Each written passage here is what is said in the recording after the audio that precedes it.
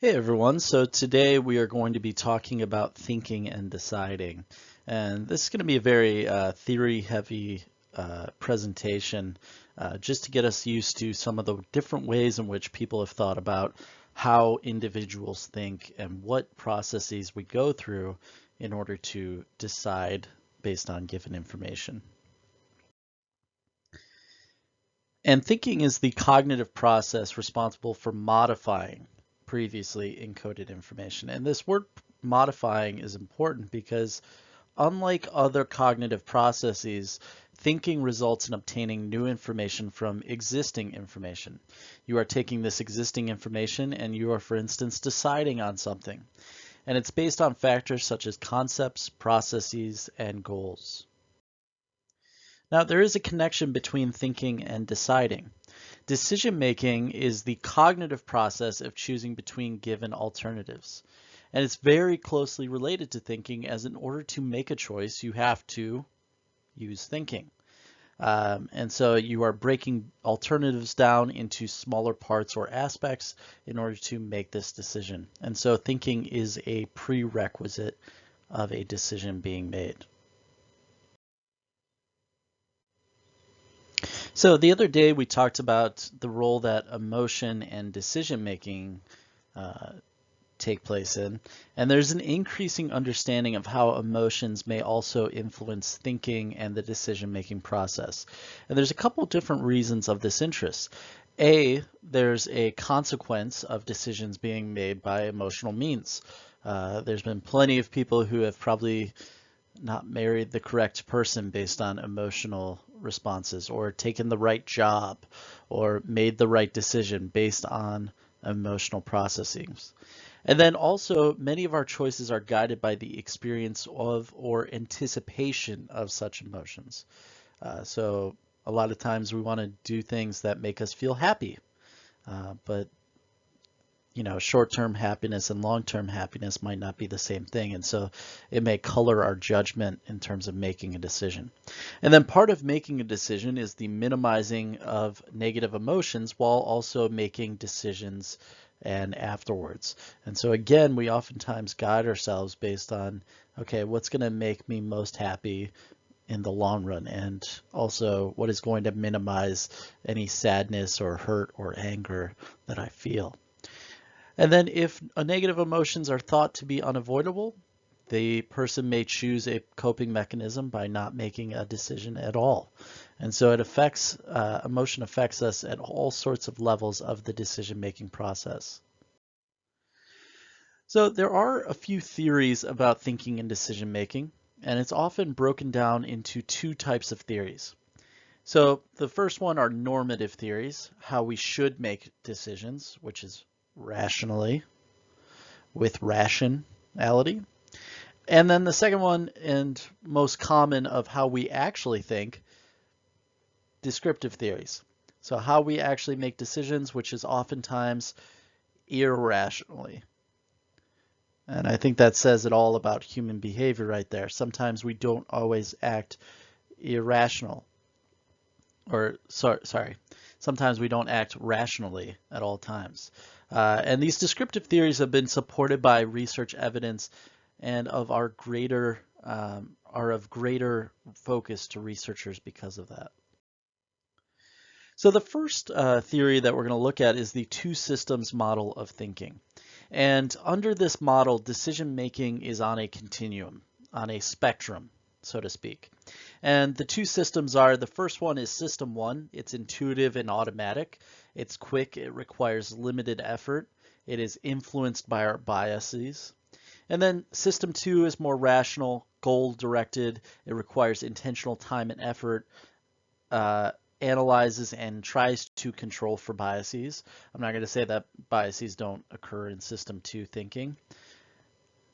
And so really the idea or question here is, what effect does system one have on system two thinking when making decisions? So again, system one and system one more intuitive. It occurs without the use of language, gives a feeling of certainty.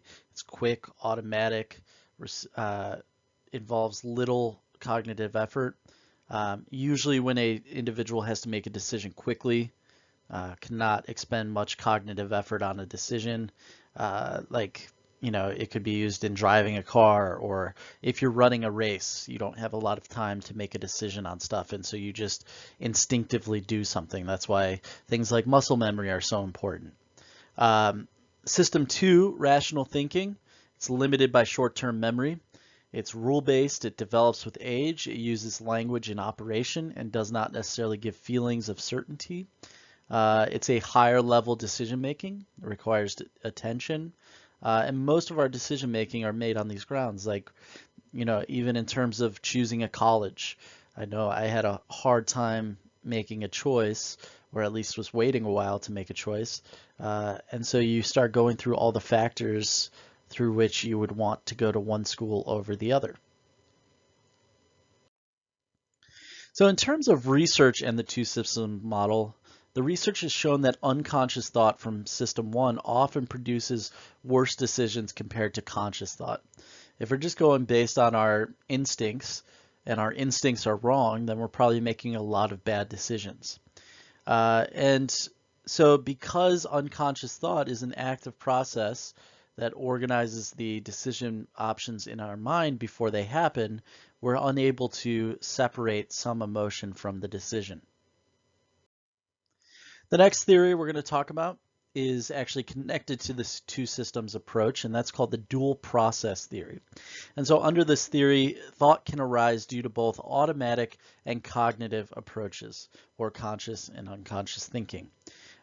So like I said, with choosing a school, we use information from both biased and rational sources in order to choose where we are going to college. And so both of these things are occurring at the same time. So that leads us into our first study here, and this is Evans 2003. So the aim was to investigate evidence for dual process as an explanation for reasoning. And what they were given in this procedure was an abstract task called the Oschin card selection task. And it demonstrates what can happen when heuristics interfere with abstract thinking. And we're going to talk about heuristics more tomorrow, or in the next time that you listen to one of our videos, with biases and thinking and deciding. But heuristics are strategies that we use in order to make decisions, and they're designed to sort of limit cognitive capacity, or limit cognitive energy. So to see how these heuristics can interfere with abstract thinking, participants were presented with 4 cards, and each one showed one side only. They were instructed that every card had a letter on one side and a number on the other side. And in condition 1, there was a positive approach. And all that means is that they were told that if letter A was on one side of the card, and they were shown letter A, then there is a 3 on the other side of the card. And then they were then asked which of the cards they needed to turn over in order to find out whether the rule was true or false. And the correct answer was A and 7 was a match. Now, you may think to yourself, how does that work when they said that every A had a 3 on the other side? Well, what they were shown was the 7. And so 7, therefore, could have an A on the other side. The condition 2 was negative. So they said if there's an A on one side of the card, then there is not a 3 on the other side of the card. And then they were then asked which of the cards they needed to turn over in order to find out whether the rule is true or false. And the correct answer was A and 3. So they were shown the 3, and so they could get the A on the other side. So really, both of the conditions worked because it did not sort of work bidirectionally with the rule. So the thematic task, though, was abstract nature. Letters and numbers was replaced with themes like drinking a Coca-Cola, which was theorized to result in less errors made because it was less abstract. You could think through like drinking a Coke instead of this sort of abstract activity of like letters and numbers that don't really mean anything aside from the letter and number. So the results with condition 1, most participants replied A and 3 or only A. They seem to ignore the importance of not finding an A on the back of the 7. And so they used what is called matching bias. They chose only cards mentioned in the statement. And then participants sometimes chose an irrelevant card, such as a 3. In the majority of the studies, only between 10 and 20% of the participants got the right answer of A and 7. Condition 2, participants supplied the correct answer most of the time. When they were told that if there's an A, there's not a 3, they were then, their processes opened up a little bit. And then thematic task, most participants got the correct answer because it was no longer connected to a abstract task. And just like Bransford and Johnson, context mattered in this case. And so the conclusion from this, and this is the most important part, is that performance on the abstract task is strongly affected by a System 1 heuristic. These strategies were leading them astray from matching bias. And abstract thinking is more difficult than System 2 thinking, so the participants reverted to System 1 thinking. They went to automatic, unconscious thought instead of trying to think through the System 2 thinking. And then the performance on the task really depended on the context in which it was presented. So a few strengths. Authors have put together a careful analysis of the research in the field. They were allowed to, or able to, make good comparisons. It seems to point to System 1 and System 2 thinking being different based on the theory validity. And then the limitations, details are missing in the review. There's no information on demographics, size of the sample. It's not easy to state reliability and generalizability. So you know, can this be repeated, stuff like that. And then it also lacks explanatory power as it describes what each system does, but not how or where in the brain these systems might reside. The next theory is the information processing approach, or IPA. It's an approach to how we process the knowledge we take in. And it includes the following details. One is on the basis that humans are very selective about which available information they attend to and how they use it. We see this all the time in terms of how we process news sources, especially in such a divided country as we have right now. A lot of people would look at a source and say, I don't agree with this source's viewpoint, and so they disregard all information, whether or not it's right. And then the acquisition and processing of information as having cognitive and emotional costs is also a part of this theory. And then humans also use heuristics. They use these mental shortcuts to select and process information. And they're chosen according to the nature of a decision to be made.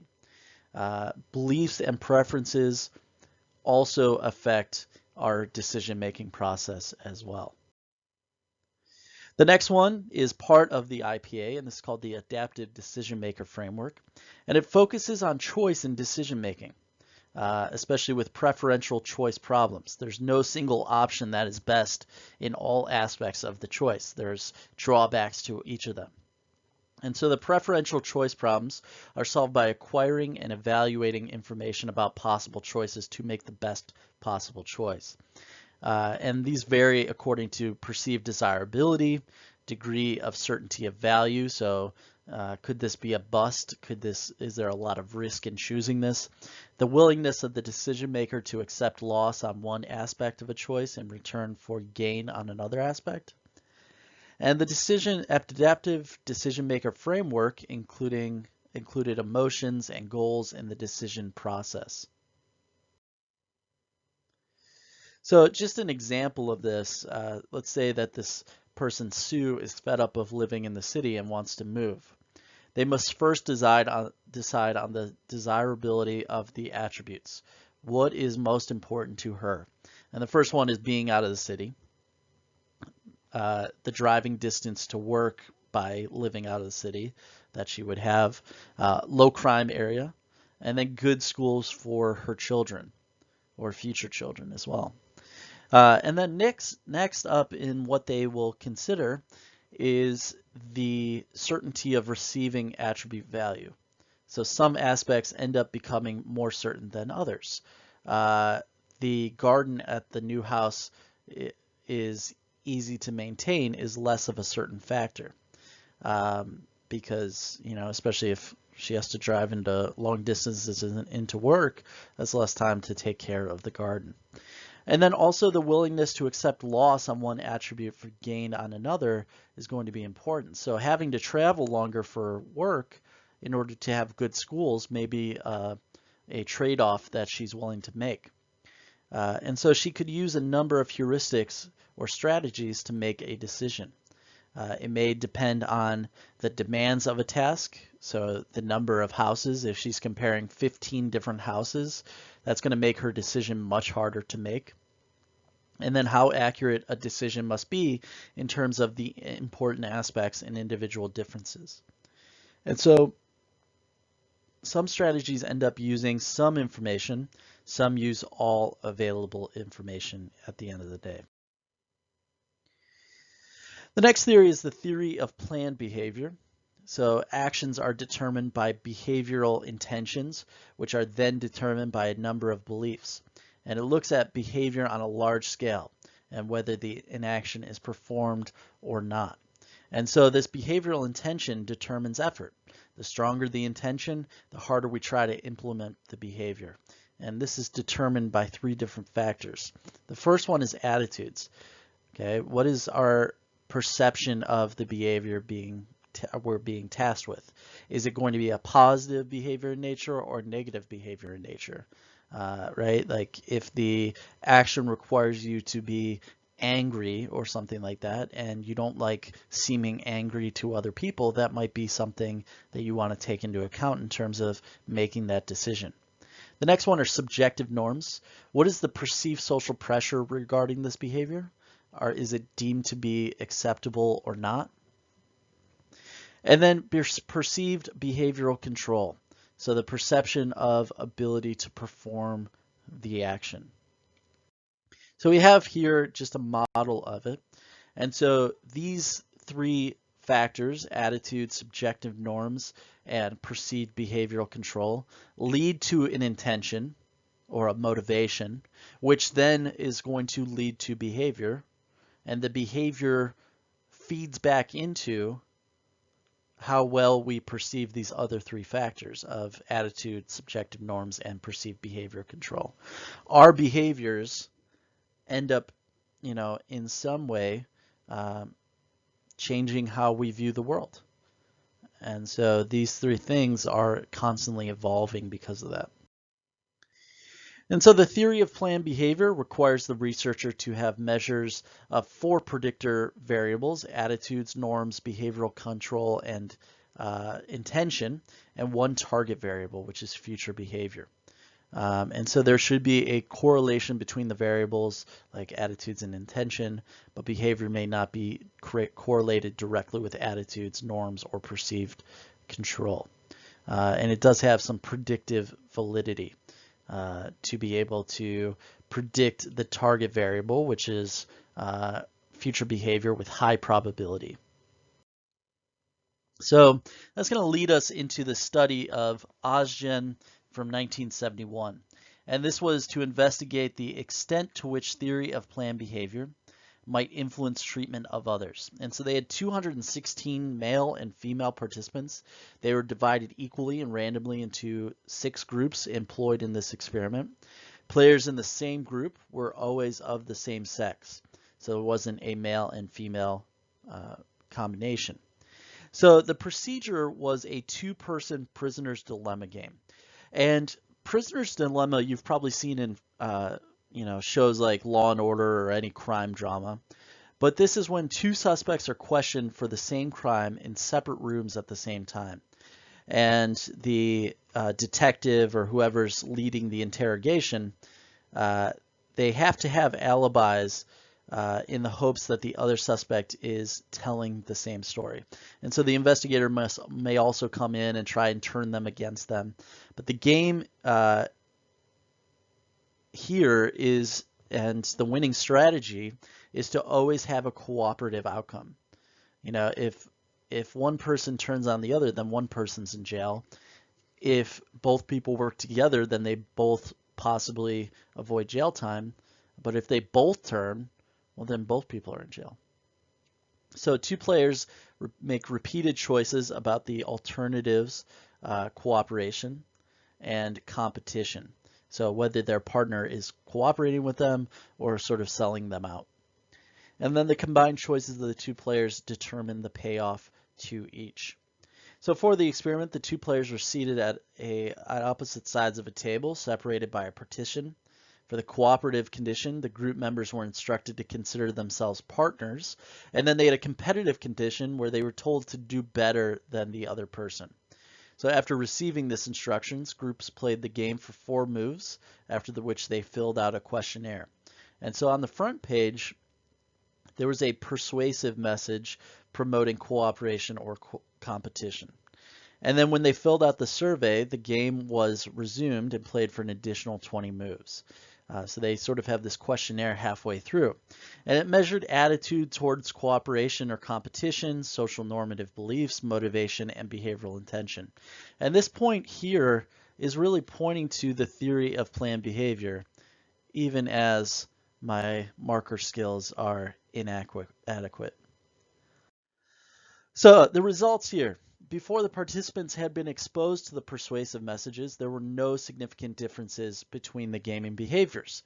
But the intentions being put on them sort of changed their future behavior. When the players in the control groups were orientated towards cooperation, normative behavior and the motivation to cooperate carried the most weight in the game.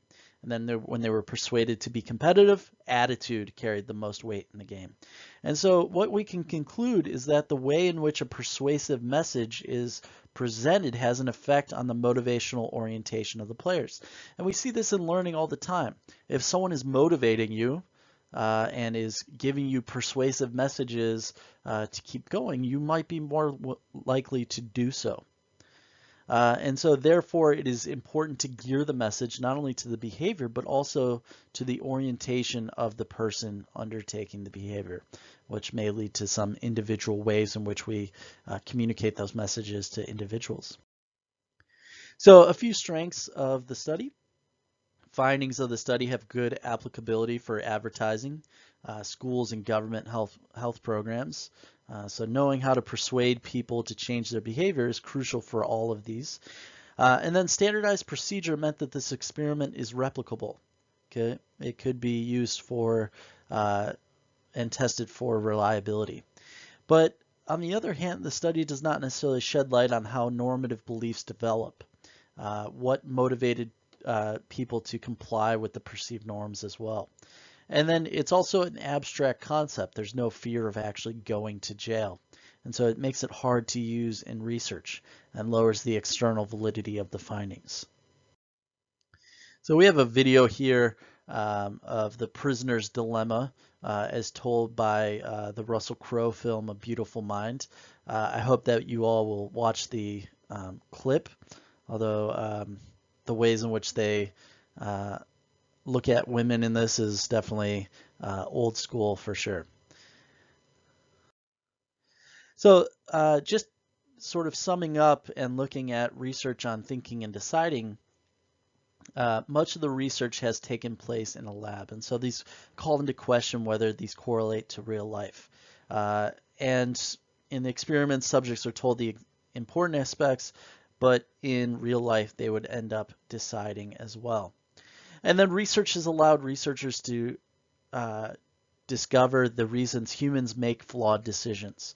And so we can sort of see the integration of cognitive processes in making a decision. But there's also a criticism of the information processing approach, or the IPA. It neglects the role of social influence in thinking and decision making. Oftentimes, especially for you guys as teenagers, we are guided by the choices that our peers make as well. And persistent committed views of a minority group could become the dominant viewpoint of the majority. And, we see this all the time in terms of how social change works.